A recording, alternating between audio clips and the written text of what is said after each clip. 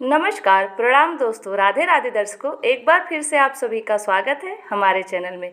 तो आज की इस वीडियो में हम बात करेंगे चैत्र मास के कृष्ण पक्ष की एकादशी व्रत की कथा।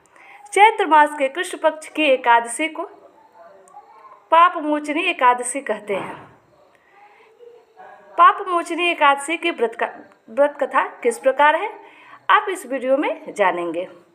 अगर आप हमारे चैनल पर पहली बार आए हैं तो चैनल को लाइक सब्सक्राइब करें, शेयर करें, कमेंट में लिखें जय श्री नारायण।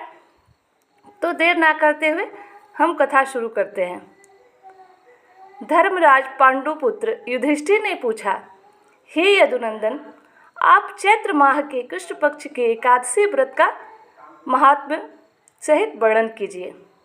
श्री कृष्ण जी ने कहा, हे धर्मसुत, एक बार राजा मंधाता ने लोमस ऋषि से भी इसी प्रकार पूछा था। तब महर्षि लोमस ने कहा, राजन, चैत्र मास के कृष्ण पक्ष की एकादशी का नाम पाप मोचनी है। इस व्रत के करने वाले का समस्त पाप नष्ट हो जाते हैं। आपको इस विषय में पौराणिक कथा सुनाता हूँ।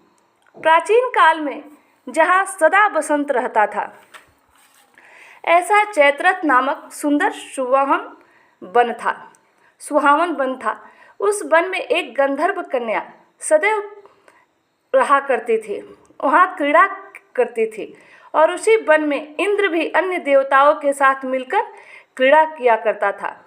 हे राजन, उसी चैत्रथ वन में एक परम शिवभक्त मेधावी नाम के मुनि तपस्या करते थे।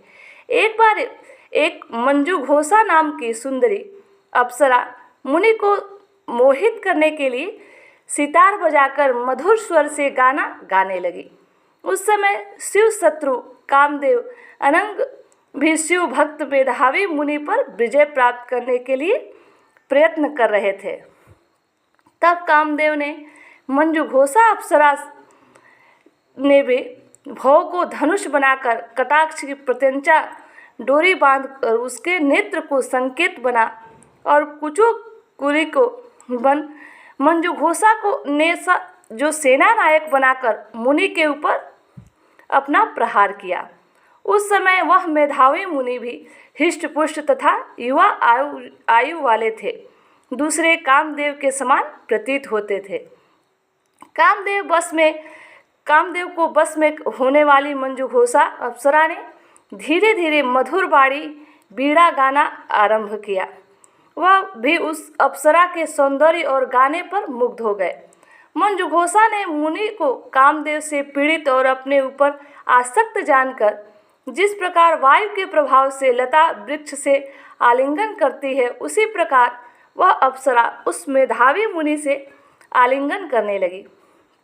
वह मेधावी मुनि भी कामदेव के प्रभाव से वशीभूत होकर उस अप्सरा के साथ बहुत काल तक रमण करते रहे। उस अप्सरा ने मुनि से स्वर्ग जाने की आज्ञा मांगी।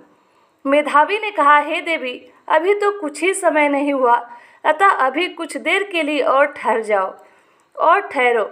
उस अप्सरा ने उत्तर देते हुए कहा, हे मुनि, आपकी रात्रि का तो कभी अंत होने वाला दिखाई नहीं देता है। मुझे आपके पास आए बहुत समय हो गया। मंजुघोषा के वचनों को सुनकर मेधावी मुनि को ज्ञान प्राप्त हुआ और उन्होंने जब रमण करने के समय का विचार किया तो 57 वर्ष 8 माह और 3 दिन व्यतीत हो गए थे। ये जानकर वह अप्सरा को काल रूप जानने लगे। तब वह अपना तप नाश करने वाली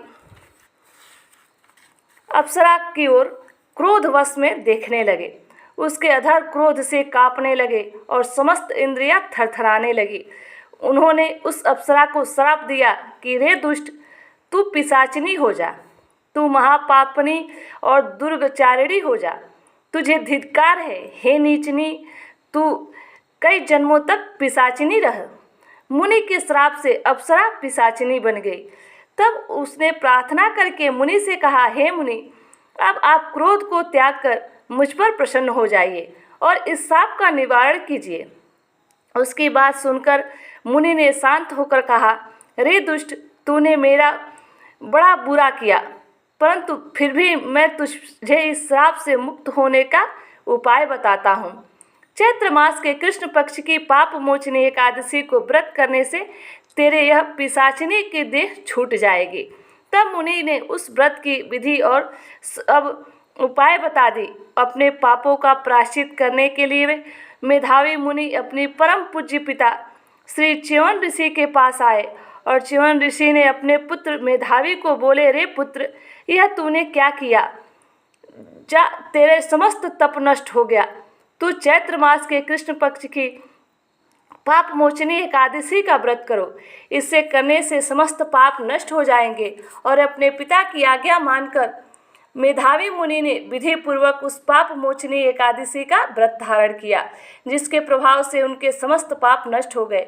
उधर मंजुघोषा अप्सरा भी पाप मोचनी एकादशी का व्रत समस्त कर पापों से मुक्त हो पिशाचिनी देह से छूट गई और सुंदर रूप धारण करके स्वर्ग लोक को चली गई। लोमस ऋषि ने कहा, हे मानधाता, इस पाप मोचनी एकादशी के प्रभाव से मनुष्य के समस्त पापों का नाश होता है और कई जन्मों के पापों का भी यह नष्ट करने वाली एकादशी व्रत की कथा है।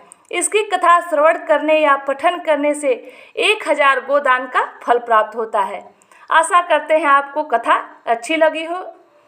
कथा कैसी लगी आप कमेंट में ज़रूर बताइएगा। चलिए फिर मिलते हैं नेक्स्ट वीडियो में, तब तक के लिए राधे राधे।